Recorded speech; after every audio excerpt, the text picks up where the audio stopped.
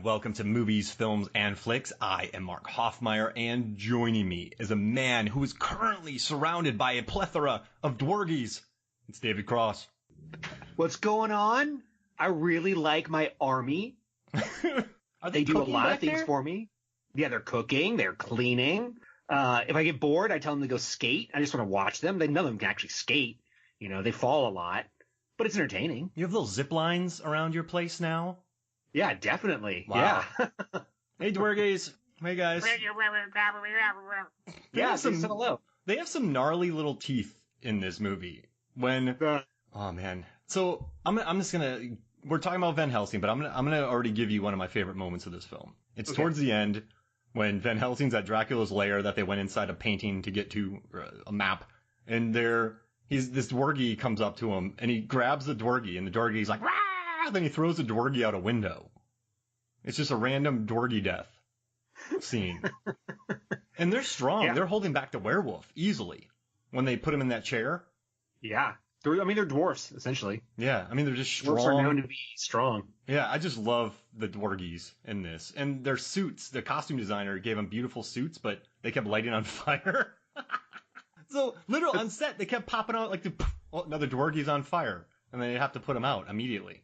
Yeah, that's one of the great bits from the director's commentary that the dwarves, he just made them up because they needed other people around, and they had to find a monster to make it fit. And I was like, oh, that's cool that you just found some dwarves. You're like, yeah, they're dwarves. They're German dwarves. I love it. And then also, on the commentary with the actors, you had Richard Roxburgh, you had Schuler Hensley, and Will Kemp. Richard Roxburgh would be doing a scene as Dracula, and I can't even recreate that accent. I have no heart. But he said that occasionally he'd be doing a line, and then you'd hear, poof, and then you hear, ah, and they would tell him to keep working because everything was so expensive to reset, and then you'd hear, poof, like a fire extinguisher putting one of the dwargies out off screen. So, like, that's what the set was like. No one got injured, whatever. No one got hurt. But I just love that. He's like, yeah, I had to keep doing my lines, and I'd hear this fire extinguisher in the background. Just taking this dwargy that was on fire out. It's bonkers. Well, before we get too far into this, let's talk about, this is our last of the Universal remakes, official Universal remakes. It's a sad day. It is, yeah. We've gone through at least the first movie of The Mummy, Wolfman, Dracula, and now this mishmash of all three. Oh, and so the only thing that's really keeping me going and not being depressed about this, because I've really enjoyed this series, is we still have the League of Extraordinary Gentlemen coming. And that feels like it belongs in this world. So for me, I'm kind of in denial that we're about to be wrapping this up, because we're not doing Mummy Returns. I don't want to do Mummy Returns. Do you want to do Mummy Returns? I mean, I want to watch it, but I don't think we need to. I don't think we need to go back to it. I mean, it's just The Mummy, but not as good. Yeah, basically.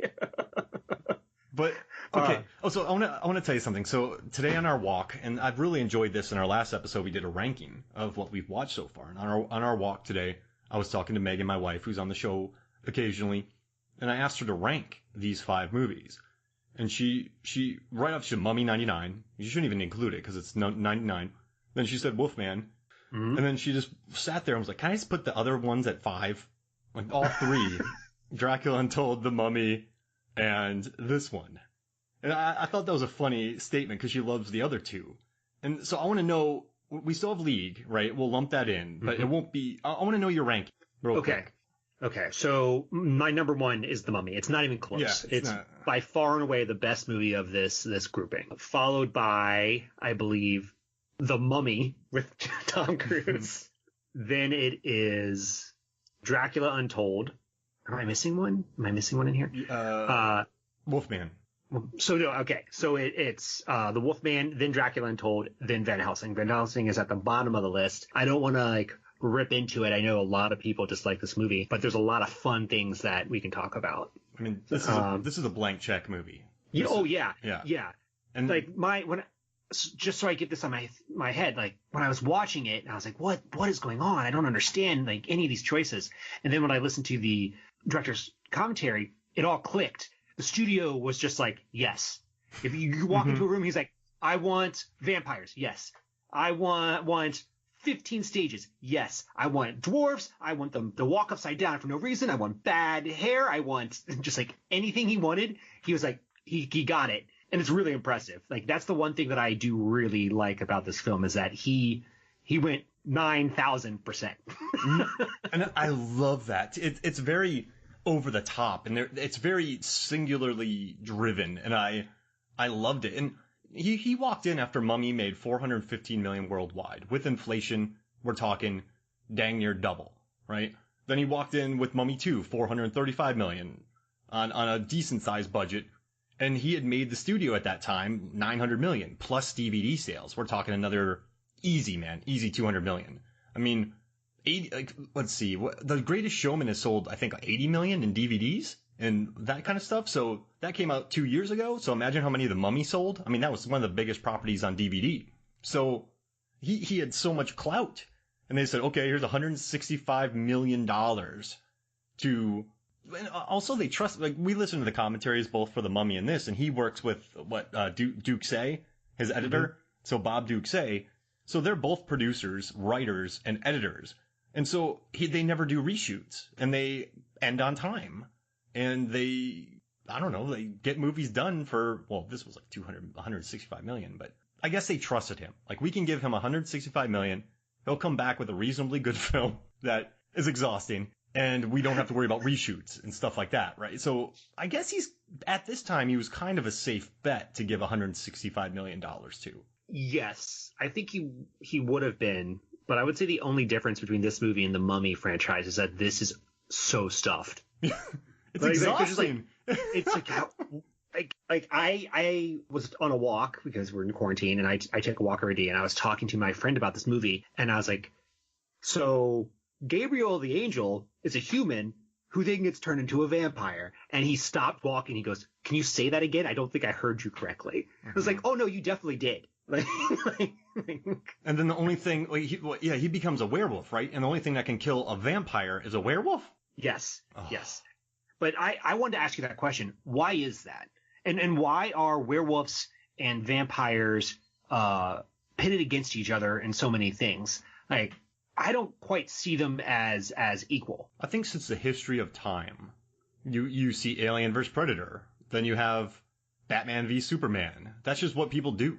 I think they just, Godzilla vs. Kong, Jason vs. Freddy. You have a creature, people pit them against each other. Mega Shark vs. Giant Octopus. So I think it was just it's like, I could have werewolves in my movie, or I could have werewolves and vampire. And everyone's like, sold. So right? And it's sign that check. And it's interesting too how Underworld handled it, which we're going to be covering. It's it was like the upper class versus the lower class, and they somehow fit metaphors and allegories in there. So this one wasn't like that, but it's just, I just think people like things fighting. We've had Teenage Mutant Ninja Turtles versus Batman, and we've had Indiana Jones versus Benjamin Gates. Whoa. Yeah. I need a fan. Yeah. I'm just trying to think about it, though. Like, it always feels like a lopsided match. I mean, in the traditional sense, a vampire is significantly stronger than a werewolf. Mm-hmm. Like a werewolf is a werewolf one day, a couple of days a month. Mm-hmm. A vampire is a vampire every day. Yeah. every night, excuse me. Like, it just doesn't seem like much of a fight. Like, can the werewolf turn into a bunch of bats? No. I like what they did in Underworld, where if Luke Evans' Dracula Untold fought a werewolf, it'd be Smush City. Like, bats would pulverize it. But in Underworld, when they lost their machine guns, the werewolves were the better fighters, correct? Mm-hmm. They were stronger. So I like that. Like, if you have Dracula, Roxborough, he's going to crush anything that comes his way. That's not Van Helsing, like Gabriel-powered werewolf. Angel-powered werewolf. Yeah. Is it a curse? Is it not a curse? Who knows? Oh, man, this movie's bomb. All right, so I just got to say, actually, I'll do my rankings real quick, just real fast. I just want to say Mummy, and then, when you're on your computer and you press enter and you just let it scroll all the way down? I do that for a while. Then I would put, I've switched it up. I'm going to say Wolfman because it's beautiful. It's beautiful to look at. Then I'm going to say, Mummy 2017, then Dracula Untold, and then Van Helsing. But I own all of them, and I've listened to all the commentaries, and we've covered them all. So it's not like saying I dislike it. But I just want to say one thing why Van Helsing is last. So I wrote down the running times. I know I hijacked the conversation, my bad. But I came up with the running times of this movie. So Wolfman was almost an hour 19 minutes. Dracula Untold's 92 minutes. The Mummy with Tom Cruise is 111 minutes. Van Helsing's 132 and The Mummy's 125. So while watching the Wolfman's 2 hours, The Mummy 2 hours, they breeze by. But the experience of watching Van Helsing, you almost have to do it in 2 chunks because I did. Me too. There is so much. This movie is on Red Bull. I mean, the amount of territory it covers and the amount of history that's thrown at you, it's exhausting. And so none of the other movies exhaust me. So that's why I put Van Helsing last, because it's just, it's bonkers. So I guess if I'm quoting, How Did This Get Made, you know? Oh, yeah, Jason Mantzoukas. Yeah, exactly. This is an episode they covered this one too. But see, how did they do a lot of research about Sommers and how he purposely went over the top and no. They just ragged on it. Yeah, they ragged on it. It's been a while since I listened to it, but yeah, they have it. They can either have like good episodes or the episodes they just tear it apart. So I would, if you're into this movie, I would not listen to that one. It's just they rip the shreds like the werewolves rip their skin off. Yeah, which I think is really cool. I think it's a great concept. Yeah. It's new. Yeah, exactly. Okay, and also I just got to say 2 things. I love what's okay. I watched about, I don't know, months ago. I was at my in-laws' house.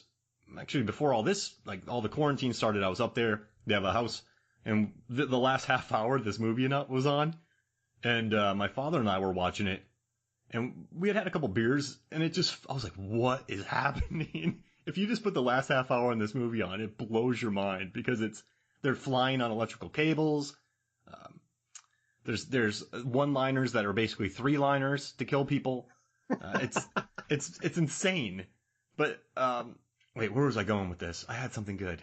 It's just I don't know, man. It's just a bonkers movie, and I love it. It's just a fun time.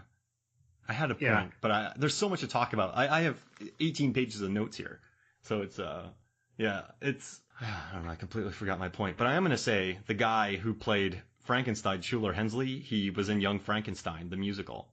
Mm-hmm. He played Frankenstein. Yeah. I would say every actor made a choice in this movie. Yeah, and they trusted Sommers on this. I mean, the vampire brides in the background just wailing and moving. I mean, it's so heightened. Everything about this movie is heightened. Ugh. Yeah. So here are just some general impressions I have of it. I think those will help center our conversation. Like right off the bat, I was like, I'm kind of into this. Yes. I was into the opening scene of Van Helsing / Gabriel Van Helsing. I have no idea what his name is, fighting in Paris. I thought that was a legit fun scene. And I was like, oh man, everyone thought this movie is not very good, but this is awesome. And then after that scene, I was like, wait, is this supposed to be like a James Bond, but in the 1700s? Like, what's happening? Mm-hmm. And then I had another thought. I was like, oh, everything is really over the top. It looks good. It looks good enough. I really enjoyed Hugh Jackman in this. He's such a charming actor, and I really enjoyed his costume and his presence. For me, like, if he wasn't in this movie, I don't know if I would have been able to make it through, honestly. He can sell it. He really can. And Sommers said he wanted to create the silhouette, and they were successful with that. When you see him in silhouette, you're like, oh, that's Anthony Hopkins. I mean, that's Hugh Jackman.